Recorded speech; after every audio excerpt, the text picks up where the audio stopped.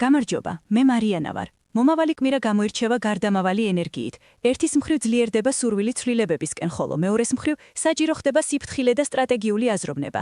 ეს პერიოდი ბევრისთვის იქნება გადაწყვეტილებების მიღებისა და მიმართულების შეცვლის ეტაპი. კვირის დასაწყისი შედარებით მშვიდი იქნება, თუმცა შუა პერიოდიდან ენერგია იზრდება და მოვლენები სწრაფად განვითარდება.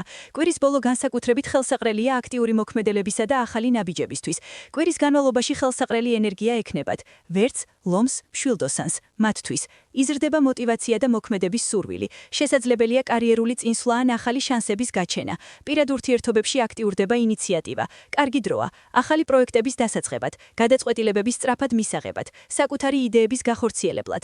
მეტი სიფრთხილე მართებთ ხალწულებს, მორიელებს, მერწყულებს. ამ ნიშნებისთვის შესაძლებელია გადახლა ან ემოციური დაძაბულობა. კომუნიკაციაში გაუგებრობების რისკი იზრდება. ფინანსურ საკითხებში სიფრთხილეა საჭირო. ნუ იჩქარებთ დასკვნების გამოტანას და შეინარჩუნეთ ემოციური კონტროლი. კვირის მთავარი ფრაზაა: რაც დღეს დაიწყება, ხვალ განსაზღვრავს შენს გზას.